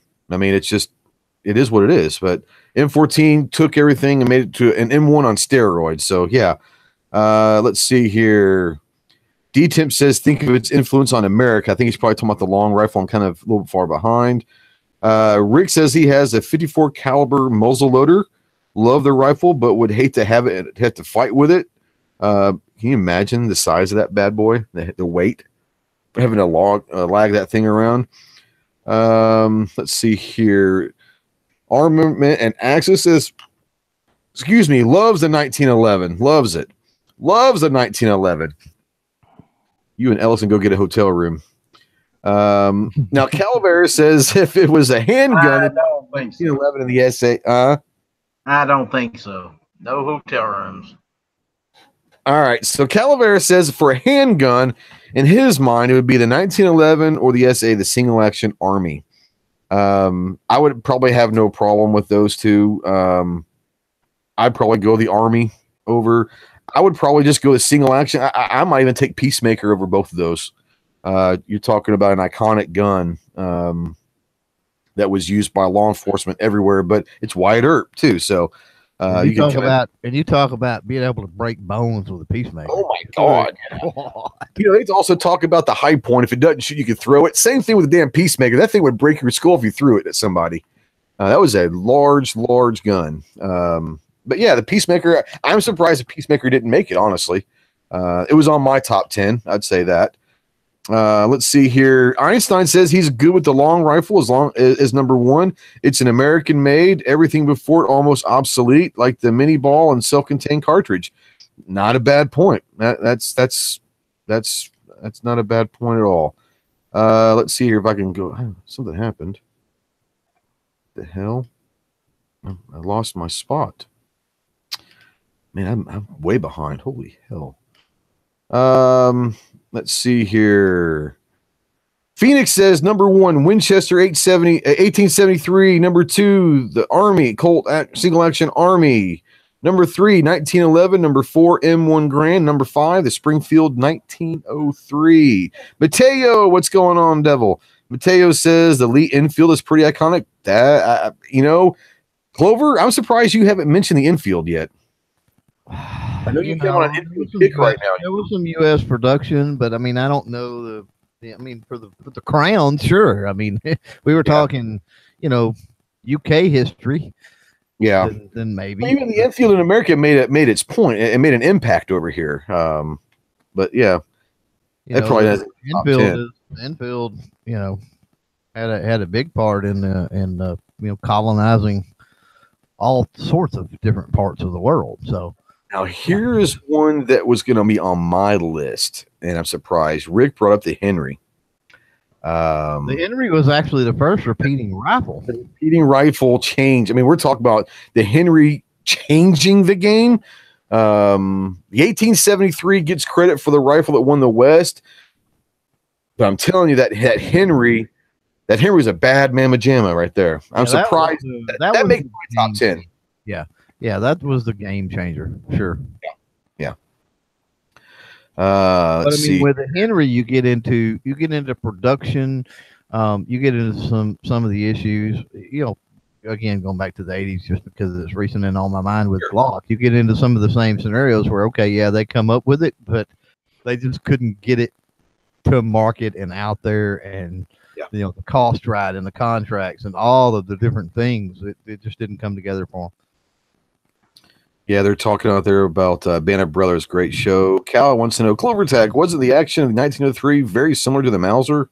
Very similar. Yeah. Close enough. Very similar. Let's see here. We go down. Berettas. Warsaw says, yeah, I'm a huge Beretta fan. Love Berettas. Sorry, didn't make the list for multiple reasons. Let's see here. Sniper rifle. All right, I'm going to try to catch back up because I don't want to go too much longer.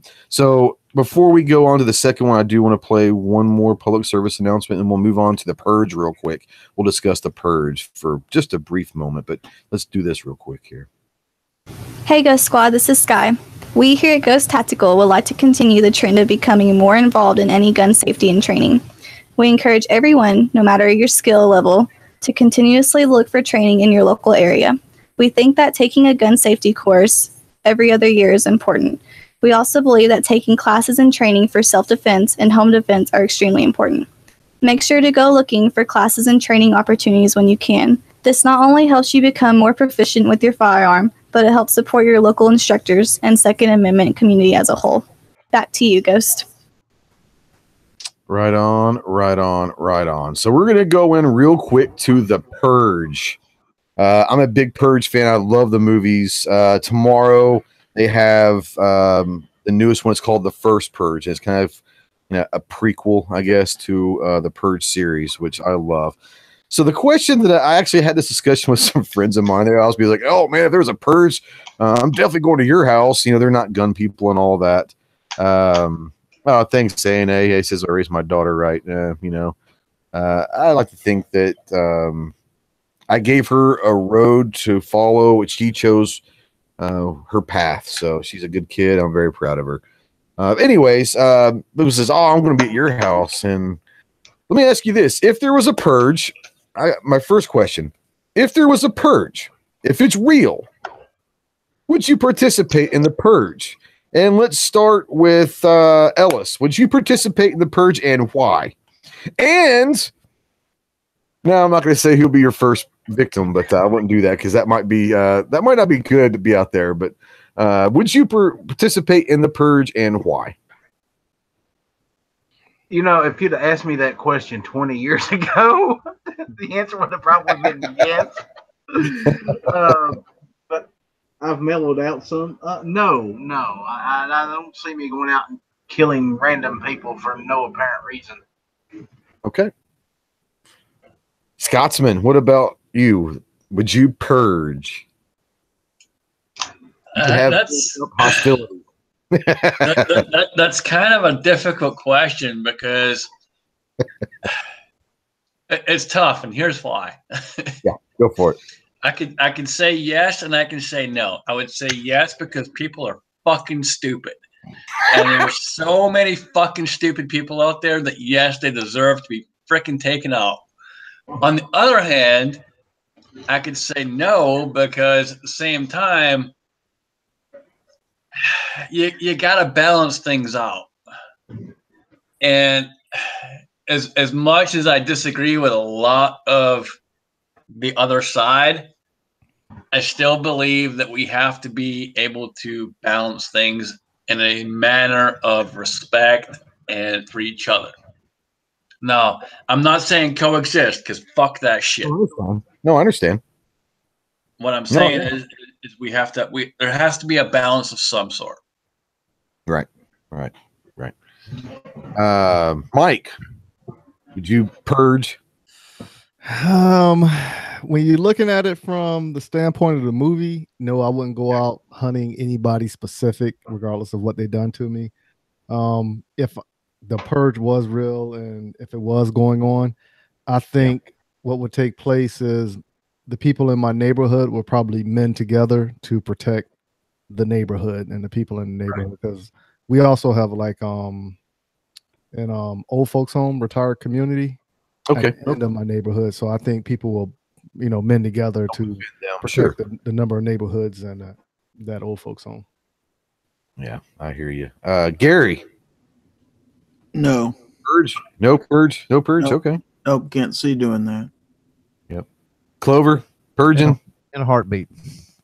Okay, well, since he didn't even... Y'all can all skirt around the issue. Do you already have your first list made up? I mean, I can neither confirm nor deny that. If they come out and they say, "Hey, this is the deal. This is what's happening," yeah, it's happening. It's going down. Hold on. He's Irish. What do you expect about it? Yeah, Irish just go straight to for nothing. Remember, they're made. You'll thank me for stepping up, because there may or may not be an awful lot of politicians on that list. Right. So you have to remember, he's not afraid. Hypothetical. This is all hypothetical and educational here. So it's all. You have to remember one thing about Clover. He's a leprechaun. He's bulletproof. Well, he's not worried about getting shot. I have to play devil's advocate. Wink, wink. Warsaw is out there. Before I go to what I'm going to say, let's kind of catch up. There's some pretty good ones out there.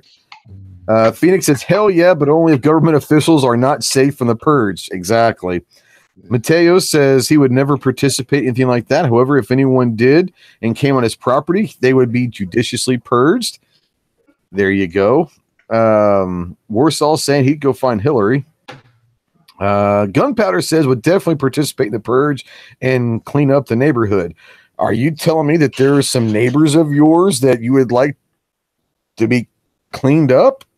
I bet you this could change your neighborhood watch meetings if they knew that you were saying that about these people. Rick says he'd only participate but not try to defend. I would not participate, but would try to defend his loved ones. Yeah. Not everyone's. I do have to say something real fast about how the tactical leprechaun is bulletproof. He's only bulletproof because he's a short ass motherfucker. Aren't leprechauns damn near invincible?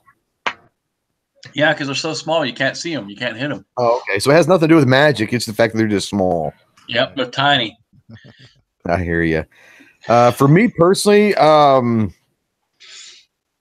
would like to think that I would just worry about my family,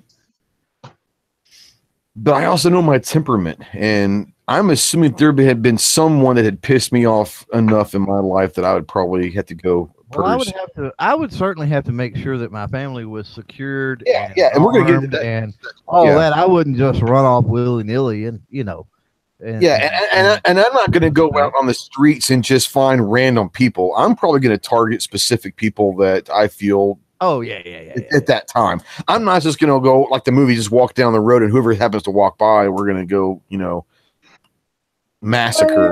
Well, that all depends who I meet along the way, right? But Yeah, exactly. you say something wrong about my height or something like that, and Phoenix, Phoenix might be added to the list because he just asked it, who's smaller, Clover Tech or Sammy Davis Jr. Yeah, So how do you spell Phoenix, by the way? How do you spell that?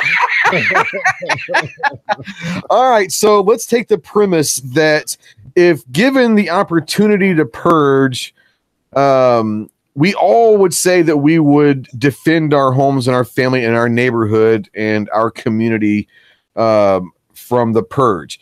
If meaning that we have to go out and purge someone else, maybe we would.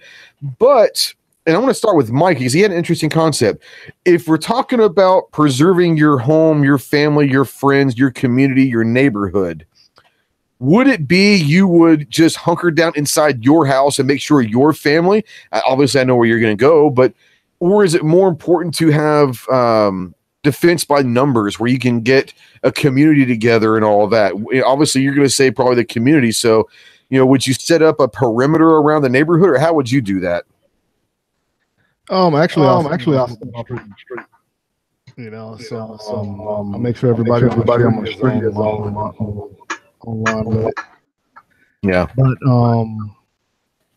I would dig in and set up the whole perimeter aspect and have the neighborhood fortified in some type of way, cut down some trees so you couldn't drive down certain roads or whatever. Because right. You have it on feet. Hey, it's fair game then, because if you got a mod deuce on a vehicle, hey, I'm not fighting against that one. No. And if you guys have seen The Purge, I remember if it was the second one or the third one, hell, it might have been all three of them. But there was these guys driving. I think it was the second one for sure. I know that. But guys driving around the city that in the 18-wheel tractor trailer, and he's got a freaking minigun that just unloading on people. So I'm not going to fight a minigun either. That shit will tear your ass up. Gary, how would you fortify your position? Would it be your own home, your own family, or would you join arms of like a militia or something like that? What would you do? I think you're I think best would be to join with some other people like a militia. If you're just trying to defend your own home and your family, I'm afraid you might be a sitting duck. I think you're going to need some help.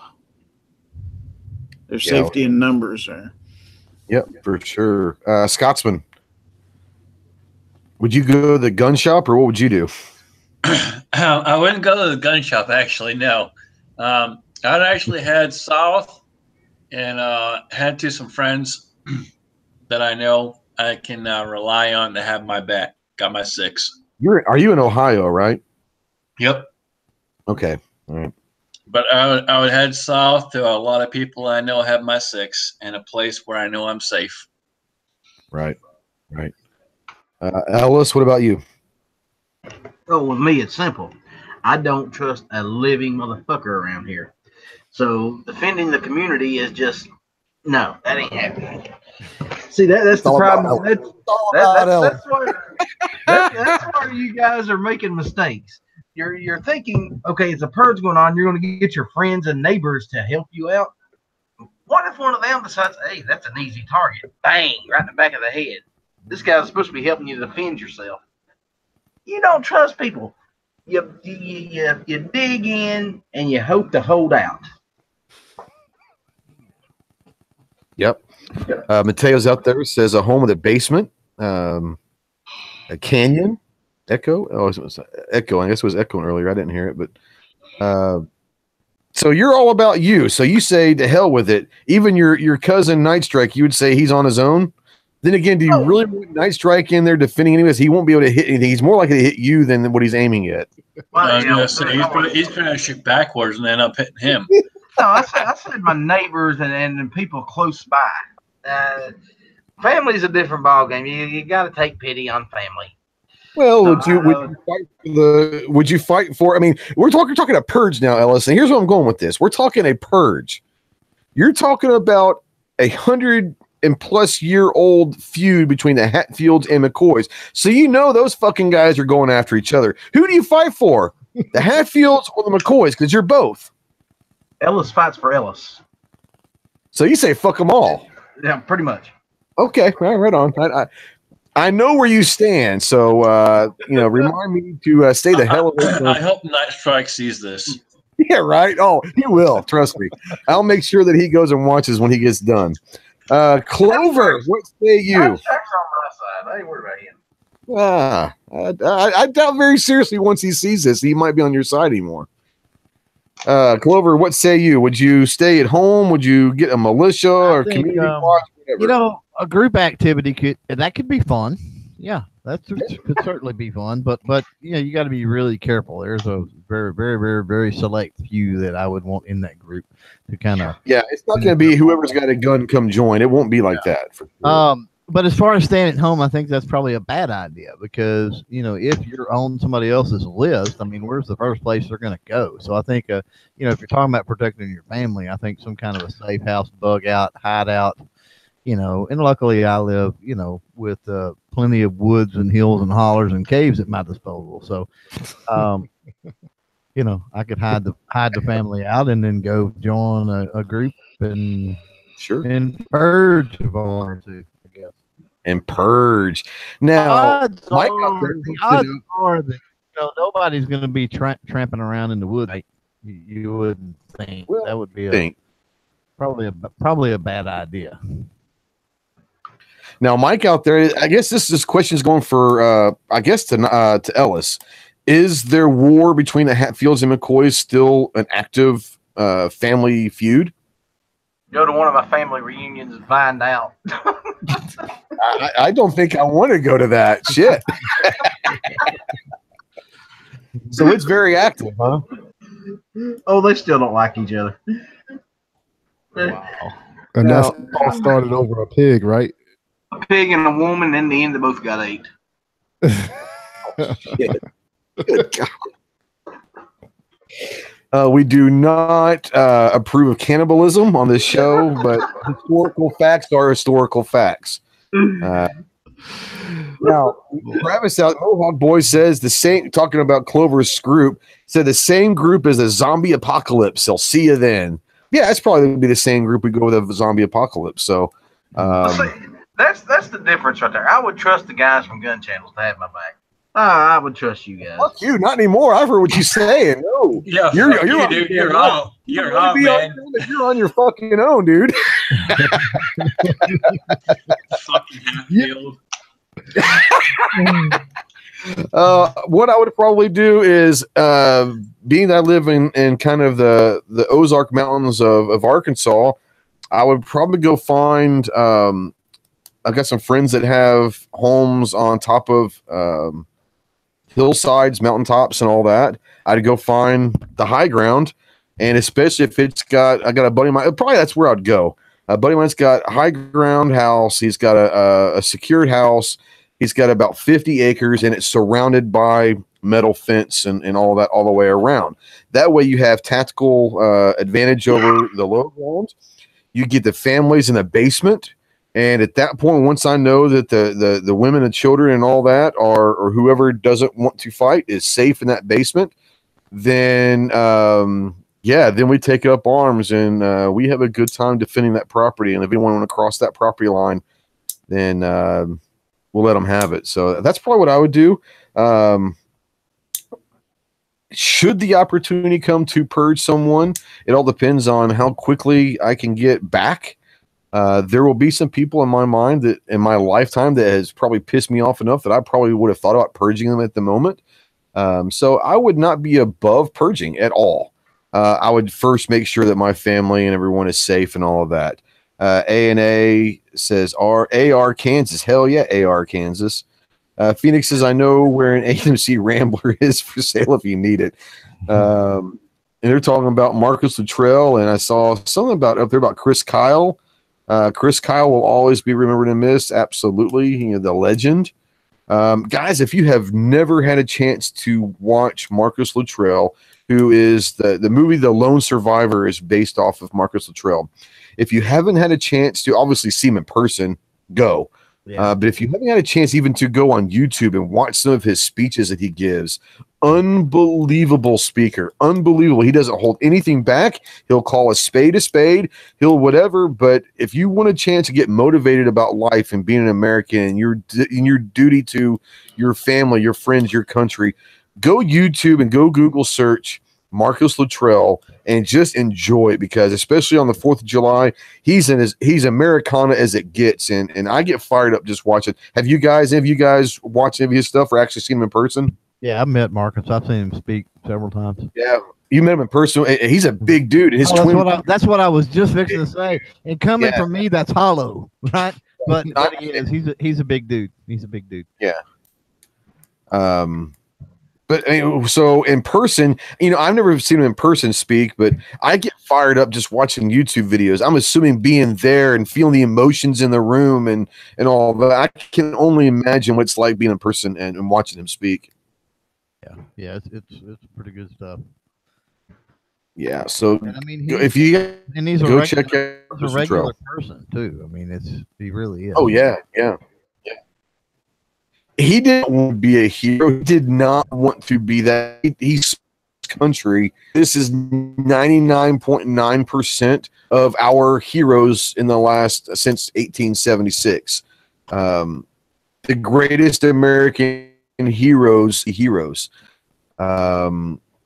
were just doing their duty, what they thought was right, and someone happened to witness it and saw something that was at the time was probably considered superhuman. Yeah. So without those heroes, we wouldn't be where we are today. And the first one, you can sit there and say about George Washington and the forefathers. Yes, they were great. They wrote the Declaration of Independence with Thomas Hancock, and all these guys were great. I say the very first one was Paul Revere. Without Paul Revere making the ride, we may not have had the heads up on the attack. And that gave us a little bit of time to kind of understand that they were coming, and we had to really go ahead and prepare. So, you know, I'm sorry, someone was going to say something. I didn't mean to cut you off. What were you going to say? Maybe not. I thought I heard someone talking. I was going to say for that. Oh, got a bad echo. In my ear, I don't hear it. I don't hear it. Okay. Anyways. Yeah. Is it still going on? Yeah. Well, yeah, it is. Let me look. I don't see anybody's thing lighting up, just mine. That's weird. Gary was echoing earlier too. Yeah, what I was going to say with Paul Revere. Remember the two with Paul Revere? It wasn't just Paul Revere. So no, it was no. One of the things where he gets all the credit, but he had a militia, you know. Yeah. It's the Midnight Riders. But anyway, what I was going to say, you were talking about, you know, the heroes, and they come back, and Marcus is certainly one of those people that, you know, everything with as far as the adoration or the fame or whatever you want to call it, right? He doesn't really want that. And you've got a lot of these heroes that come back because they're all heroes, right? You got these heroes that come back, and for whatever reason, they're put on a pedestal. And in a way, to me, it's sad because most of them that I've met, they don't want that, but they do that out of an obligation. They feel an obligation. So here they are. They've sacrificed. They've made it through hell and back, right? And then they continue to sacrifice, doing something that they really don't feel like they, you know, should be doing. Yep. I actually had the honor to meet a Congressional Medal of Honor winner about 3 years ago. He's a Marine from back in the Iraqi part of the early 2000s. Congressional Medal of Honor winner, been through hell, you know, obviously been through hell. And I just happened to be talking with him, and I said, well, you know, what's it like? Does it get old of being a Medal of Honor winner? I mean, you know, and he says, absolutely it does. He says, and it's kind of the same thing you're saying is, it doesn't want it. just did something in the spur of the moment that he thought was right, and someone happened to witness it and told somebody else about it, and they decided to give him a medal. Interesting thing about it is he says that it actually has made it harder on his life, because every time he goes somewhere, he's reminded that he's a hero, and a lot of his best friends never came home, and a lot of people that he knew never came home, and he's considered a hero because he lived. And the second part of that is also every time that someone asks him about it, he has to relive that moment for the rest of his life. And some of these people don't want to relive that moment. A lot of people, and it sounds bad, there are a lot of people that would have much rather died on the battlefield than survive some of that stuff and become a quote unquote hero. So let's always remember that as well.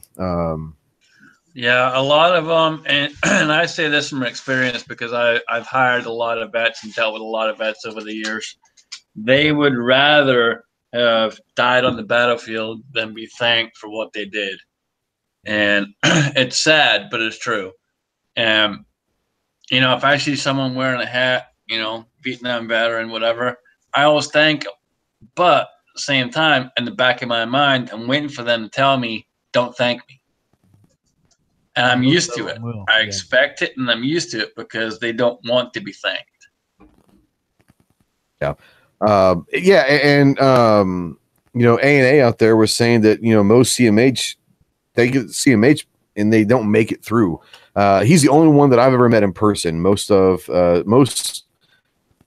of Honor winners don't make it, and they just happen to do something so heroic and maybe probably died so that other but you're talking Navy Cross, Silver Star, Purple Heart, anyone that's done something heroic and all of that. Most of these people would much rather give the medals and the fame away to have their buddies back, and to probably, I don't think anyone would ever, I don't want to say anyone, there's people that would, but most of them would never trade going there and fighting for their country. But I think they would definitely trade and medals and all of that for being able to bring their buddies home. Anyways, I don't want to get down on a freaking negative thing. It is a celebration of America. Tomorrow is the 4th of July. However you choose to celebrate that, whether it's going up there to the lake or wherever and cooking out, or whatever it is that you and your family do. This is a celebration. This isn't something like Memorial Day where you remember we always want to remember the people that got us there. Remember the sacrifices that our military have always made to serve America. But this is a good one. This is one we can feel good about your birthday. It is something that, and I don't want to upset Scotsman here, but in my opinion, we are the best country in the world. I think we present the most opportunity for eat if you work hard enough. The American dream is alive and well still. We have our differences, we have our issues, but the American dream is still, I still believe it's the best idea the world's ever seen. So celebrate the 4th of July, have fun with your family and friends, and then just enjoy America. Let's run it through the room real quick before we get out of here. It's only been 2 hours. Holy shit. This has been a great conversation. Let's run it through the room real quick. Ellis, what you got going on to plug? Oh, hell. Let's see. Next week, I'm supposed to have C4 Defense on the show Monday night for an interview. That ought to be a great show. Not sure what I'm going to be doing Tuesday. We're going camping again, so I'm probably not going to have very good cell phone receptions. We didn't last time. We might try to find another spot, see what we can do there. But I will have something on Tuesday from my cell phone. Probably won't be a full show, but we'll do something. Thanks for the invite, Trey. Oh, I love having you, man. Love having you. Happy July, man. I hope you guys hope you don't work too hard. Scotsman, you got anything you want to play? You got some project going on? Well, first off, you didn't offend me at all, so don't worry, man. I'm here, man. I'm here. Trust me. America. Fuck yeah. And with that being said, hashtag Let Freedom Ring. 5 o'clock Eastern tomorrow. Upload, blow up YouTube with videos, shooting videos. Doesn't have to be shooting steel, just shooting in general. 5 p.m. Eastern. Schedule it, get it ready to go. Let's blow up YouTube when it comes to shooting videos on the 4th of July. I love it. Let Freedom Ring. Hashtag Let Freedom Ring. Awesome. Mike, what you got going? I know you're a busy man. You got anything planned for the 4th or just another day with being busy? Yeah, just another day of being busy. I got some stuff I'm going to go ahead and do some product reviews on. Oh, nice. Yeah, so like the video, I'm going to post it sometime after this broadcast. But like I said, other than that, you know, I still got the other projects that I'm working on. The project campaign with getting officers to jiu-jitsu training, the kids shooting camp, and getting people out to vote. KD is coming. Kevin Dixie, he's coming here to Columbia on the 21st of July for the Aiming for the Truth. So if anybody wants to come to Columbia and come to that, please do so. We would appreciate it.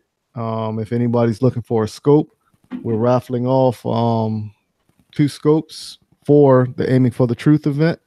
If you're interested in purchasing a raffle ticket, go to m-wtactical.com and click on the raffle tab and pick the various options of tickets you want to purchase. If you don't feel like you like a scope, go up here to this little icon in my top corner that was made by Ghost Tactical. You know, so go ahead and donate to the GoFundMe and give a hand if you choose to. Real quick, Super Fidelis to all my Marine Corps brothers. I love the fact that we're starting to see more and more Marines coming to the show. And yeah, Simplify to all my brothers out there. Rick says, Ghost, my son is in 3rd phase now at Edson Range. Grass Week snapping in. Camp Pendleton Grass Week was fun for me. Remember, I had very, very, very, very little experience with firearms until I joined. We're talking like 22 rifle little experience before I joined the Marine Corps. So Grass Week for me was, some people have it religious, they call it the rebirth. As far as the gun side of things, that was my rebirth. Was the first time that I got to fire the M16A2 and open my eyes, and I was like, oh yeah, this is my thing. And so Grass Week for me was you learning how to shoot the Marine Corps way and all of that stuff. So Grass Week for me brought back some very, very, very fond memories. So Rick, you tell your son Semper Fidelis, and I'd love to hear from him when he gets out and tell him to hang in there, stay strong. It's almost over, and welcome to the brotherhood. Warsaw says he decided on joining the Navy after college. I would never discourage joining the military if that's what you want to do. If you're doing it for the right reasons, and that is for honor, for protection, and for defending the Constitution and the right of the American way, then do it. A lot of people join for the wrong reasons. That's my personal opinion. They join for college assistance or jobs or whatever. If that's the case, then go be a reserve. But if you're honestly wanting to serve your flag and your country and your friends and your people, and that's something you're passionate about, then it makes no difference what branch you're in. Go do your thing. And I think Mike would probably agree with that statement. I don't know. I don't want to speak for you, but no matter what branch you are, if it's something that you're passionate about, then go do it. 100% in agreement with you. Yeah. Clover, what you got going on? I know you're busy. Yeah, working on some things to change up the Wednesday show. We're gonna kind of switch the format around a little bit. We'll still have some shows similar to the ones in the past where we talk about, youth-related topics and shooting sports and stuff like that. But really want to get into featuring some of these competitive youth shooters and their families. So far, last week or so, I've been reaching out, had a really good response. Mike could stack up a year's worth of interviews or something, the way it's looking pretty easily with that. That's awesome. I think these kids, if they're out there and they're doing the work, and I think they could be inspiring to others, and they deserve a little recognition for, regardless of whether they're national champions or they have ever won a match, for just getting out there and doing it and being an ambassador for the sport and the cause and the community and the Second Amendment and everything else. I think they deserve the recognition. So I think we're going to shift focus on TNG over to that. I like that. I like that. That said, with the, I do want to say, happy Independence Day to everybody, of course. And, remember that when we talk about, the United States being, the best country on earth, that's not saying it's perfect. No. And it's my position that if you have true freedom, you're never going to have a utopia, because you've got freedom of choice. You can do what you want to do. You can say what you want to say. And, ultimately that's going to offend somebody. It's going to make somebody, not like you. It's going to, make you look rude or mean or whatever sometimes. Right. So, we got to get past the whole being afraid of saying that the United States is the best country on earth, because fact is that it is. I'm going to close by, there's a movie out there that I like the premise. Obviously the politics involved, not necessarily, but I do like certain aspects of the American dream and the American way. It's called The American President, and there was a speech towards the end that Michael Douglas was a president, and I love the speech because it sums up America. And I want to close by saying this: Happy 4th of July, happy birthday, America, and God bless you all. God bless the USA. But I want to close on this: America isn't easy. America is advanced citizenship. You got to want it bad, because it's going to put you up in a fight. It's going to say, you want free speech? Let's see you acknowledge a man whose words make your blood boil, and who's standing center stage and advocating at the top of his lungs that which you would spend a lifetime opposing at the top of yours. You want to claim that this land is the land of the free? Then the symbol of our country cannot just be a flag. The symbol also has to be one of its citizens exercising his right to burn that flag in protest. Now, show me that, defend that, celebrate that in your classrooms. Then you can stand up and sing about the land of the free. I personally would not like to see the flag being burned, but I understand what he's trying to say, and whoever wrote this part of the speech is, it is hard being free. It is advanced citizenships. And like Clover said, to be free is going to cause problems. You're going to have disagreements. You're going to have people that you don't agree with. And you have to understand that it's okay. It's okay for them to have their right to say what they want to say, as long as they respect your right to say what you want to say. And it's okay to feel against firearms, but don't tell me that I can't have my firearms. That's where America is great, is we have the right to do so many different things that other countries don't. We are, to this day, the only country in America where you can, only country in the world that you can speak out freely against your government without the threat of prosecution. That in itself, ladies and gentlemen, is what makes us great. The Second Amendment is a phenomenal freedom that we as Americans have. I will say this: the Bill of Rights, it's not just a piece of paper. Whether you're a Democrat, you're a Republican, you're a liberal, you're a conservative, I think we can all agree that the Bill of Rights and the Constitution of the United States means something. As of July 4th, 1776, we wrote the Declaration of Independence, where a group of men and women decided that enough was enough and we're not going to take it anymore. And we fought and said, we are going to do it our way, and you cannot force us to do it your way anymore. That right there is the greatest thing that's ever happened to this planet, because we showed the world that freedom is worth fighting for and it can work. We might not get along all the time, but it is most definitely worth it. I want to say thank you to everybody watching. God bless America. I feel like a politician. God bless America, USA, all that stuff. Enjoy the 4th of July. Remember, it's a birthday, so play a happy birthday tomorrow if you got to. Thank you for everybody for watching. We will see you soon.